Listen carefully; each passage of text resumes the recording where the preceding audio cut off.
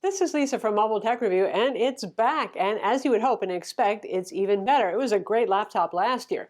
This is the MSI GS65 Stealth Thin. What is new this year is that there's also a GS75 Stealth Thin, which is the 17.3-inch version. This is the 15.6-inch version. We'll be reviewing that too, but the specs are the same. So what's new this year? NVIDIA RTX graphics cards. Your choice of an RTX 2060, 2070 Max-Q or 2080 Max-Q. No matter which one you go with, you're going to have an Intel Core i7-8750H 6-core 45-watt CPU, which is the same as last generation. We're still on Intel Coffee Lake CPUs. Same 2 M.2 SSD slots, same 2 RAM slots, all that other stuff, but a couple of more differences. We're going to talk about it now. So as ever, even among the very thin and light 15-inch gaming laptops, this is one of the lightest, 4.19 pounds, which is 1.9 kilograms. Given the amount of performance inside, that's pretty darn impressive. We're talking Dell XPS 15 level of portability here with a lot more graphics performance inside. So the casing is unchanged from last year. I'm not going to spend a whole lot of time re-reviewing the things that have not changed from last year with this. The black finish, which is very attractive, does show fingerprints. The nice kind of darkish gold accents on the sides give it a classy look. It still doesn't have the same kind of high-end, classy chassis looking thing that the Razer Blade 15 has, or a 15-inch MacBook Pro, or maybe even a Dell XPS 15, but it looks pretty darn good compared to most gaming laptops. Certainly, in fact, it doesn't scream gaming laptop. Even the MSI logo on the lid is that kind of tasteful bronzy gold instead of something, you know, light up neon green or red or whatever. You get the idea. Just like last year, you get the Core i7 CPU inside, which is a 6-core CPU. Like I said, there's no Core i9 option here that you would find, say, on the Gigabyte Aero 15 that we reviewed already with RTX graphics inside, or a Dell XPS 15. I'm totally down with that. I'm okay with that. Core i9 performance isn't a whole lot more architecturally very similar to an i7, but the heat generation really becomes an issue. So what's the point of putting that CPU in there if you're only going to have to throttle it back a whole lot? It's marketing and nothing more. So good with that. Like I said, you have your choice of 3 different RTX cards. The 2060 is a full RTX. The 2070 and the 2080 are the Max-Q lower power versions. Same thing we saw last year, because thin and light chassis, they just don't have enough cooling for the full mobile versions of the cards that you would find in bigger gaming laptops like MSI's own GE65 and 75 Raider. We also reviewed the GE75, by the way, and obviously even huger chassis laptops. They have stiffened up the chassis, which is a good thing. Something that folks didn't like, especially given the premium price point. This starts at around $2,100 and goes up from there. Ours is nominally $2,700. The flex, because when they make something this thin and light, well, the panels can't be very thick and very heavy, can I? Well, they have firmed it up, so there's no more creaking in the palm rest, and while you can torsion a little bit, that's not unusual for a very thin and light laptop. It feels a little more robust and confidence-inspiring and appropriate for the price. The big changes inside, not so many, except for that RTX graphics card update. One thing that I'm a little disappointed at is a lot of the configuration started with a 512 gigabyte M.2 NVMe SSD last year, and this time, because RTX cards are a little more expensive, they've cut back to a 256 gigabyte drive on many of the available models. There is only one model that actually ships with a 512 gig SSD currently from the factory amongst 6 or 7 variants that MSI offers.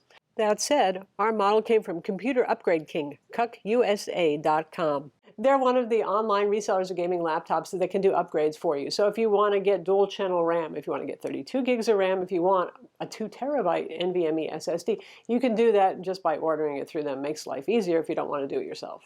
The other standard feature, right down to the same identical panel, is a 15.6-inch 144 hertz fast response display, 7 millisecond response time. It's an IPS display, not TN, so no mediocre viewing angles. Again, it's the same as last year's. It's full HD.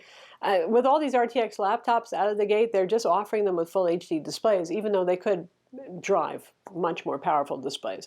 Happily, it does have HDMI 2.0 that can drive a 4K monitor at 60 Hz, and it has a mini DisplayPort 1.4 as well. So if you want to do higher resolution gaming, you can plug in an external monitor and do that.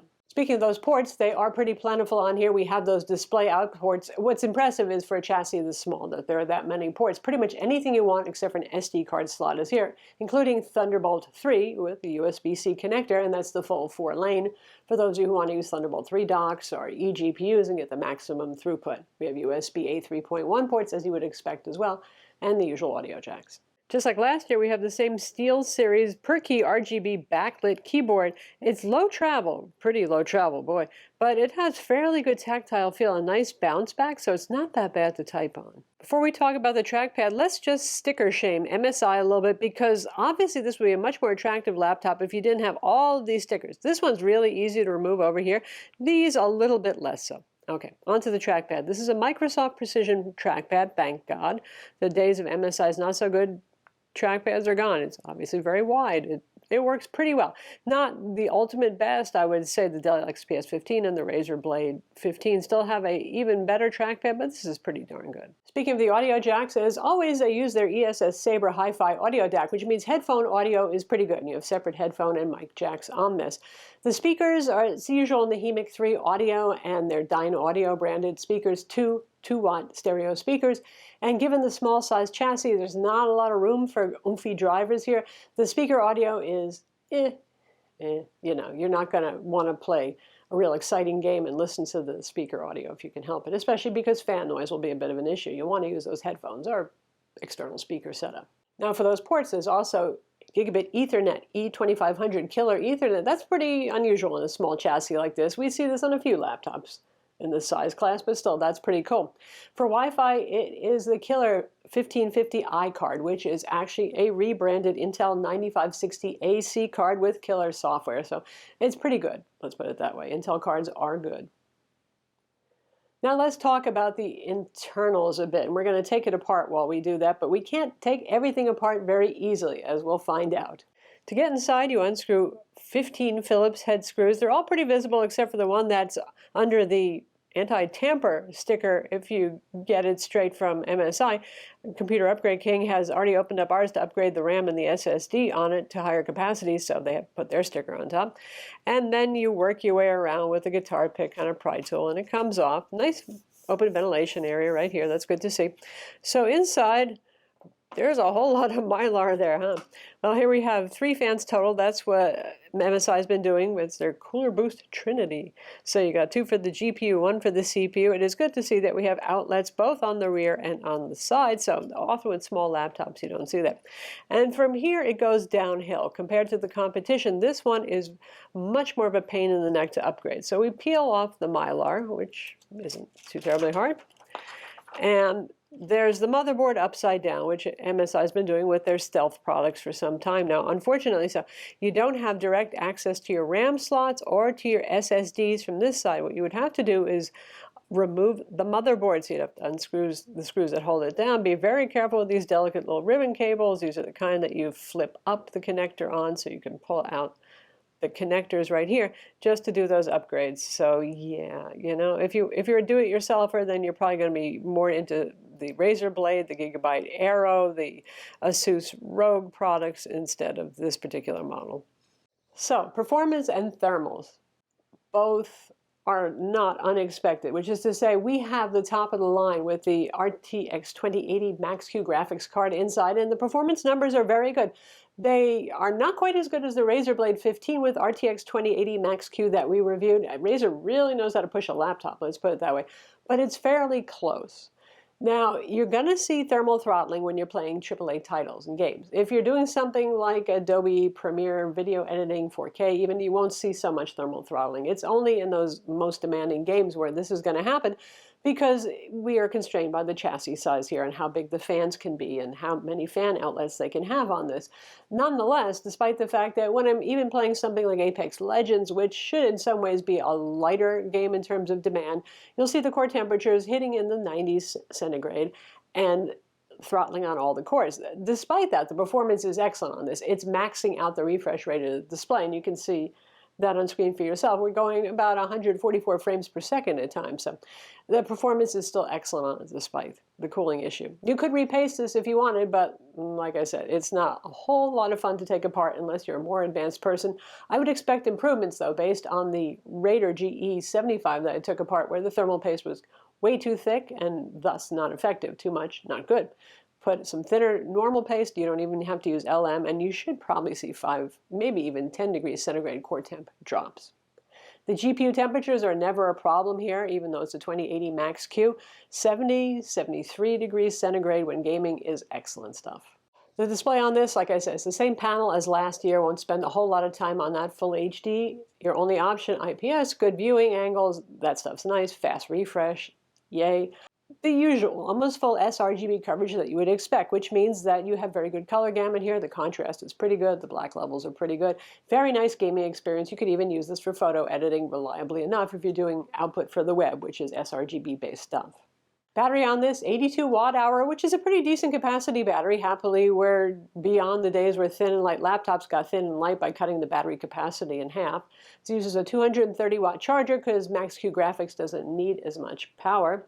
And battery life on this, thanks to NVIDIA Optimus switchable graphics too, so when you're doing lightweight productivity work or streaming some video, you're not using that NVIDIA card, is actually pretty good. And this is about a 6-hour laptop unplugged with the display set at 150 nits and doing that kind of lightweight demand sort of work. Obviously, if you're doing something heavier like a 3D CAD render or video editing, you're going to have shorter run times. And this laptop is also perfect for those things. It's not just for gaming, obviously.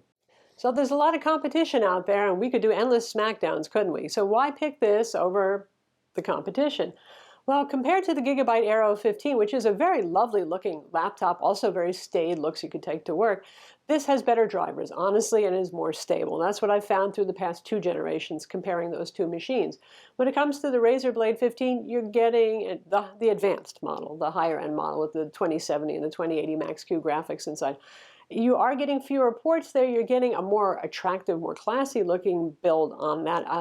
A slightly better display as well, but a keyboard that's kind of shallow, you know, but it's also a fine pick. Of course, it's going to cost you a bit more money. Typically, Razers are more expensive. Then there's the Asus ROG Zephyrus model, the traditional one with the strange shifted keyboard. So there's a little bit of a compromise there, and the drop-down bottom is a little bit of an odd design. So, yeah, but some people are going to be captivated by that odd design too. You never know. It's nice to have choices, honestly.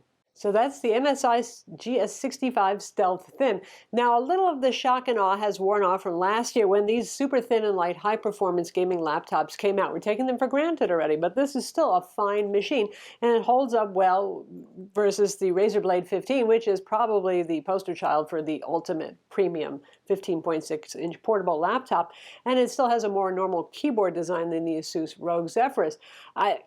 Honestly, I like what they've done with the build quality, the fact that it's less flexy, yet it's still very light and relatively thin. The performance on this is good. Obviously, the thermals are going to be a little bit constrained. You're going to see some throttling when you're pushing it really hard playing AAA titles because, well, the laws of physics can't be defied. There's only so much cooling you can fit in a package of this in, but there is plenty of performance here. It's also great for pro apps. Of course, MSI will probably have a PS65 Prestige refresh as well, which is pretty much the same laptop, but with a silvery casing for the creative apps crowd. I'm Lisa from Mobile Tech Review. Be sure to subscribe to our YouTube channel for more cool tech videos, and thumbs up if you like this vid.